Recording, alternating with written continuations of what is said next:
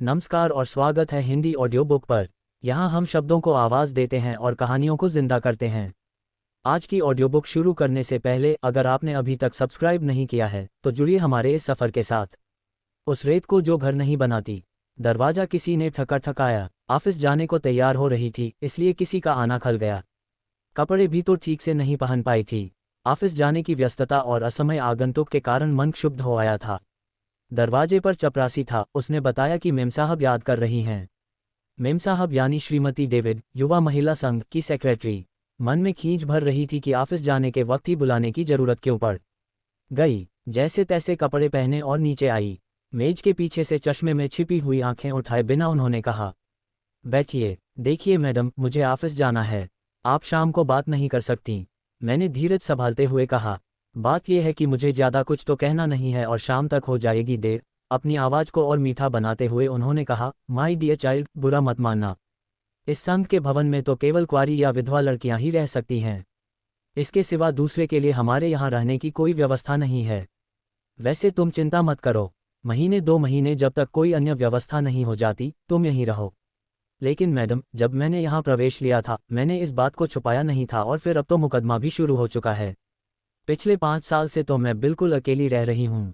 जब मैं इस भवन में आई उस वक्त ऐसा कुछ बता देती। बात पूरी उन्होंने सुनी नहीं, बीच में बोल उठी, अब देखिए उस वक्त तो हमसे गलती हुई। आपकी उस गलती के बारे में तो मैं कुछ नहीं कहना चाहती। लेकिन मैडम, आपके इस नियम में न्याय नहीं है, तर्क नहीं है। उन तमाम लड़कियों के बारे में आप क्या सोचती हैं जो कुंवारी तो नहीं ही हैं पर अपने को मिस लिखती हैं? आप जानती भी हैं उन्हें। उनके चेहरे पर तनाव झलक आया, कुर्सी पर सीधे बैठ गईं और थोड़ी देर तक मेरी आंखों में देखती रहीं, फिर बहुत सूखी हुई आवाज में बोली, डियर चाइल्ड, यू आलू नॉट कंसर्न्ड। मुझे लगा जैसे यहाँ निजी व्यवहार के रास्ते में एक अंधी गली है। शायद मेरे चेहरे पर गहरा असंतोष उभर आया था। उस असंतोष को श्रीमती डेविड ने पहचान 8 रेत की मछली लिया, लेकिन उनके चेहरे का भाव बदला नहीं। अपने आप को नियंत्रित रखते हुए उन्होंने कूटनीति भरे स्वर में फिर वही बात दोहरा दी कि वे मजबूर हैं, और यह भी कि इस मामले में नियम बहुत साफ है। नियम बहुत साफ है। मेरा गुस्सा फूट पड़ा। यानी जो झूठ बोलकर नियम तोड़े वो सही है, और जो सच बोलकर वैसा ही करे वो अपराधी है। ये नियम नहीं, ढकोसला है। और भी जाने मैं क्या क्या उस वक्त गुस्से में कह गई। मेरे उन शब्दों की क्या प्रतिक्रिया हुई यह पढ़ने की स्थिति में मैं नहीं थी। उनका कमरा छोड़ते हुए मैंने कहा, मुझे नहीं चाहिए आपकी कृपा। 1-2 महीने नहीं, 1-2 दिन भी ठहरना मैं अपमान समझती हूँ। आपने नियमों का ज्ञान कराया, इसकी आभारी हूँ।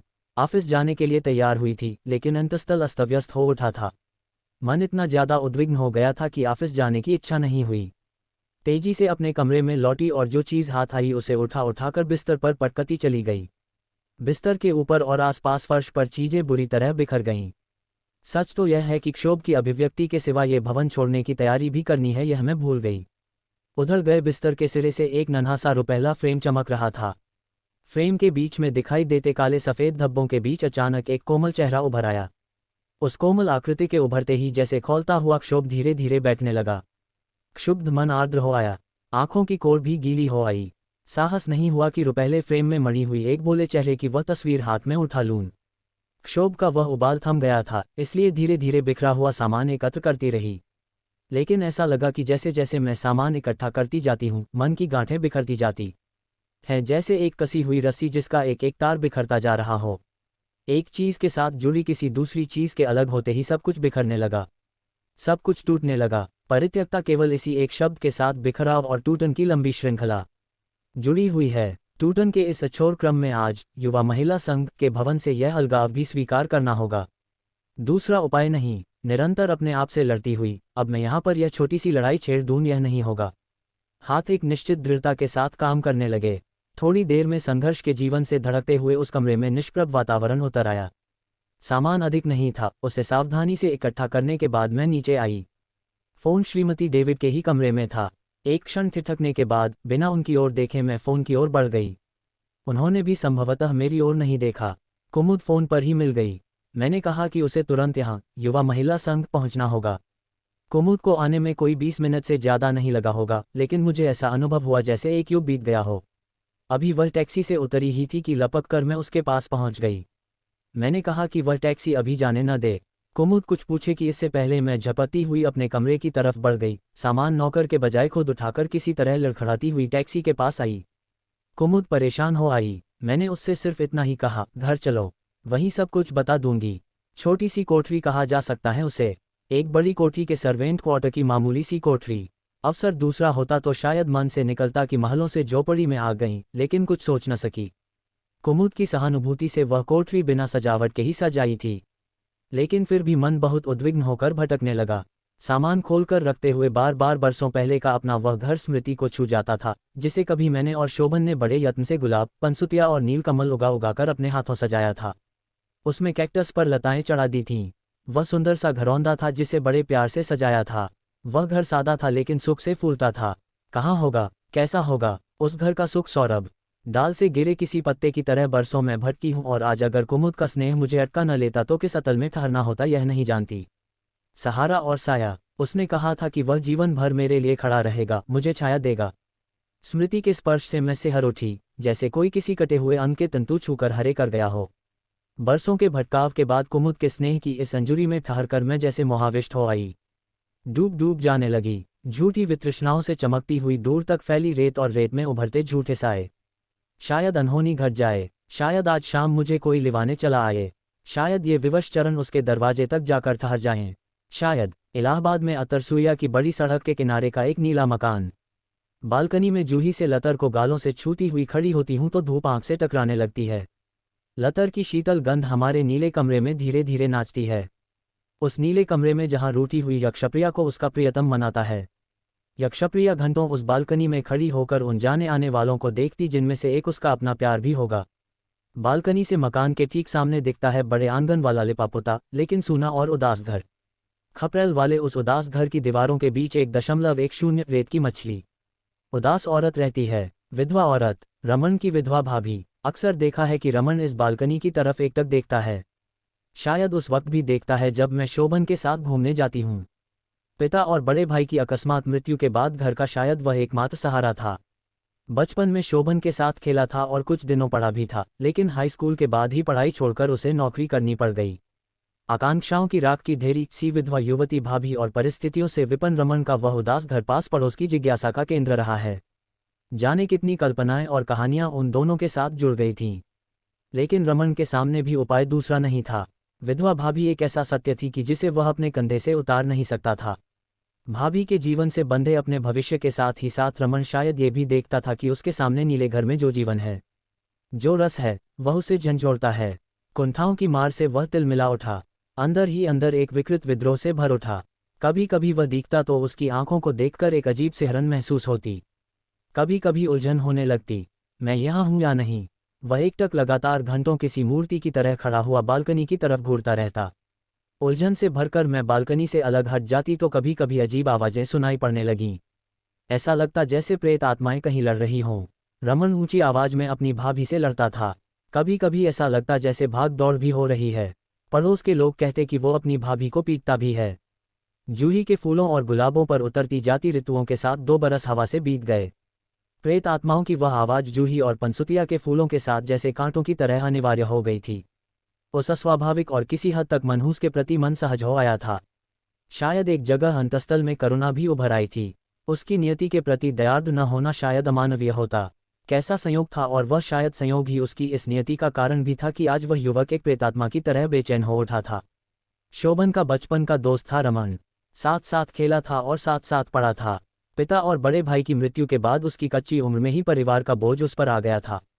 हाई स्कूल मुश्किल से पास करने के बाद ही वह कॉलेज के बजाय दफ्तरों के चक्कर लगाने लगा था, और फिर एक दिन टूटा लेकिन संतुष्ट वह रमन एक सरकारी दफ्तर से घर और घर से दफ्तर के बीच सीमित हो गया। कभी कभी सोचती कि सामने के मकान की उन मनहूस दीवारों के भीतर क्या होगा। नौकरी से लौटा हुआ थका और पराजित रमन और घर की दीवारों में घिरी हुई उसकी विधवा भाभी। क्या वहां उन दीवारों के अंदर कोई जूही फूलती होगी? क्या रेत की मछली 11 उस बंधे पानी में कोई नील कमल उगता होगा? अगर उगता होगा तो शायद सिर्फ एक रात के लिए और सुबह फिर मुरझाकर मर जाने के लिए। भाभी जवान थी लेकिन बंधी हुई। मर्यादाओं की दीवारें इतनी ऊंची थीं कि उनके इस पार झांकना भी मुश्किल था। मुमकिन है थका और पराजित रमन उस कुंठित युवती का अंशय भी हो। पड़ोस में तरह तरह की बातें थीं। शायद दबी जबान में ताने भी सुनाई दे जाते थे। लोग ये भी कहते थे कि उसकी भाभी रमन की शादी इसलिए नहीं होने देना चाहती कि उसकी अपनी हसरत पूरी नहीं होगी। उदासी, खिन्नता, अपमान, पराजय से शायद रमन किसी प्रेत की तरह ठंडा भी पड़ गया था। रात के अंधेरे सन्नाटे में सहसा वह चीखना चिल्लाना शुरू कर देता था।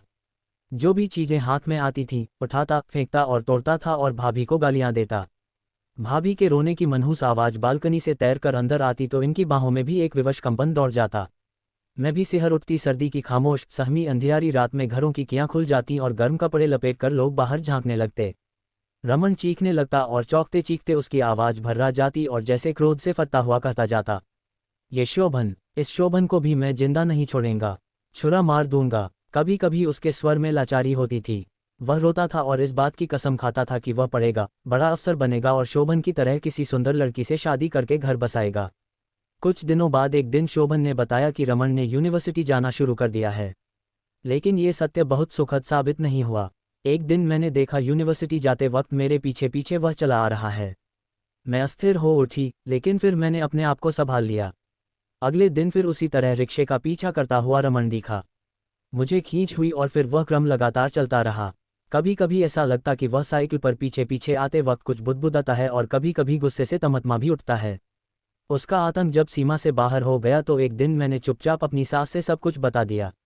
शोभन से भी कहा। हल्की सी चिंता इनके चेहरे पर उभर कर डूब गई। फिर वे बोले, कोई बात नहीं, तुम्हारा मन पवित्र है तो रमन तुम्हारा कुछ नहीं बिगाड़ सकता। तुम उसकी तरफ ध्यान मत दो। ध्यान मैं न देती लेकिन परिस्थिति उतनी सहज नहीं थी। घर लौटने के बाद रात को रमन का वह पागलपन हर दिन बढ़ता जाता था। कभी कभी विधवा भाभी की छोटी सी बच्ची तक को पीटता था। उस मासूम बच्ची के चीत्कार से और भाभी के रुदन से वातावरण कांप जाता और हम दोनों की नींद गायब हो जाती। 12 रेत की मछली। अगले रोज यूनिवर्सिटी जाते वक्त मेरे मन का आतंक अनचाहे हो और अधिक गहरा हो जाता। कभी कभी लगता कि यूनिवर्सिटी न जाऊं तो अच्छा है, कोई नौकरी तो करनी नहीं। मन को समझाने की कोशिश करती रमन का साहस या तो बढ़ता जाता था या फिर उस पर पागलपन हावी होता जा रहा था। उसकी आंखों में भयानकता झलकती थी। क्लास खत्म होने के बाद अंदर घूरता रहता और मेरे बाहर निकलने का इंतजार करता रहता। मेरे बाहर आते ही वह पीछा करना शुरू कर देता। फिर एक दिन मैंने देखा उसने अपनी साइकिल के करियर पर एक बड़ा सा पत्थर रख छोड़ा है। वह पत्थर बराबर वहां दिखाई देता और लगता कि वह किसी अज्ञात से बदला लेना चाहता है। उस दिन यूनिवर्सिटी पहुंचने से थोड़ा पहले ही अचानक रिक्शे की चेन उतर गई। रिक्शावाला उतरकर चेन चढ़ाने लगा। तभी मेरी नज़र पड़ी रमन पर। मैं सन्नाटे में आ गई। साइकिल छोड़कर उसने करियर पर रखा पत्थर उठा लिया था, शायद मुझ पर फेंकने जा रहा था। आज शायद अनहोनी घट जाएगी। डर से मेरी आंखें बंद हो गईं। भयंकर आतंक के कुछ क्षण कैसे बीते मुझे पता नहीं। जब मैंने आंखें खोलो तो पाया कि रमन ज्यों का त्यों पत्थर उठाए जड़ हुआ खड़ा है। मैंने कांपते स्वर में शायद उससे कहा था कि मैंने उसका क्या बिगाड़ा है। रमन रोष से कांपता हुआ गालियां बकता रहा और फिर पत्थर एक और फेंक कर चला गया। तनाव के वे क्षण बीत गए। उसके बजाय अब क्षोभ उभर आया। यूनिवर्सिटी पहुंचते ही रिक्शे से उतरकर मैं सीधे प्रॉक्टर के कमरे गई। घबराहट से कांपती आवाज में किसी तरह मैंने रमन की घटना बता दी। प्रॉक्टर ने संजीदगी से सुना और मुझे निडर होकर जाने को कहा। मन फिर भी भय से कांप जाता। समझ में नहीं आ रहा था कि रमन की इस दुश्मनी की वजह क्या है। क्लास में मैं कैसे बैठी मुझे पता नहीं। शायद शरीर ही क्लास में था, मन नहीं। क्लास खत्म हो जाने के बाद भी आतंकित मन के लिए मैं स्टाफ रूम के सामने जाकर खड़ी हो गई। बहुत साहस करके किसी तरह मैंने चिक उठाकर अंदर देखा। शोभन शर्मा जी के साथ किसी बहस में व्यस्त थे। शर्मा जी ने ही पहले मुझे देखा, आग्रह से अंदर बुलाया। बहुत चाहकर भी मैं अपनी घबराहट छिपा नहीं पा रही थी। शर्मा जी भी इस बात को समझ गए। पूछा भी, लेकिन मैं बात टाल गई। शोभन मुझे देखकर शायद अचकचा गए, फिर संकोच छोड़कर पूछा, क्यों कुंतल, बात क्या है। चाहा कि बात कह दूं लेकिन रुक गई। सिर्फ इतना कहा कि कुछ जरूरी काम था, इसलिए सोचा कि आपके साथ ही घर चलूं। परिस्थिति के बारे में उन्हें कुछ भी पता नहीं था। बोले, अभी तुरंत जाना तो मुश्किल होगा, मुझे अभी क्लास लेनी है। मन में फिर उभरा कि जो कुछ घटा है वह कह दूं, क्योंकि उसके बिना ये परिस्थिति की गंभीरता समझेंगे नहीं। लेकिन संकोच ने फिर मुझे बांध लिया। लेकिन फिर उपाय क्या है। अकेले वापस जाना होगा। मन भय से कांप उठता। शोभन के रेत की मछली 13 पास आकर भी समाधान मिला नहीं। इनका सहज भाव से यह कहना कि तुम घर जाओ, मैं क्लास लेने के बाद आऊंगा, मुझे कचोट गया। लगा मुझे तूफान में अकेले छोड़ दिया। पैर के अंगूठे की ओर दृष्टि गड़ाए मैंने लंबी सांस ली और बहुत बेसहारा महसूस करते हुए बाहर आ गई। मन खींच से भर उठा। शोभन समझते क्यों नहीं, अगर कुछ विशेष कहना न होता तो मैं आती क्यों और वहां उन सबके सामने कहती भी क्या। रिक्शे पर बैठकर घर लौटी तो रास्ते भर भय से चौकन्नी होकर आगे पीछे देखती रही, दूर दूर तक कि कहीं वह पागल प्रेत दिखाई न दे। जाए। मन ही मन बार बार अपने इष्ट का ध्यान भी करती रही थी। घर पहुंची तो जैसे सांस लौटी। सबसे पहले जैसे तैसे सारा कांड माँ को सुना गई। उन्होंने प्यार किया और फिर सहलाती हुई बोली, ईश्वर रक्षा करेगा, सब ठीक हो जाएगा। शुक्र है उसने तुम पर पत्थर फेंक नहीं दिया, नहीं तो मैं अपनी बहू कहाँ से लाती। थोड़ा खाकर स्वस्थ हो ले, शोभन आएगा तो सब ठीक हो जाएगा। मेरा मन घटनाओं से उलझकर खिन्न हो गया था। जबान का स्वाद जैसे बिगड़ गया था। खाने का जी नहीं था, फिर भी किसी तरह नाश्ता किया। तभी दरवाजे पर आवाज हुई। जाने क्यों मैं सहसा घबरा गई। माँ ने मेरे आतंक को समझ लिया। उठते हुए बोली, तुम बैठो, अब से मैं ही दरवाजा खोला बंद किया करूंगी। दरवाजा खुलने की आहट हुई और शोभन की आवाजें आईं, माँ तुम। कुंतल नहीं आई क्या? कहते हुए वे अंदर आ गए। उनकी उत्सुकता और चिंता उनके चेहरे पर उभरी हुई मैंने देखी। मैं आश्वस्त हुई। मुझे देखते ही वे निकट आए और फिर माँ के संकोच से अलग हट गए। हाथ मुंह धोया और तुरंत अपने कमरे में चले गए। नाश्ता लेकर जब मैं पहुंची तो लगा आतुरता से प्रतीक्षा कर रहे थे।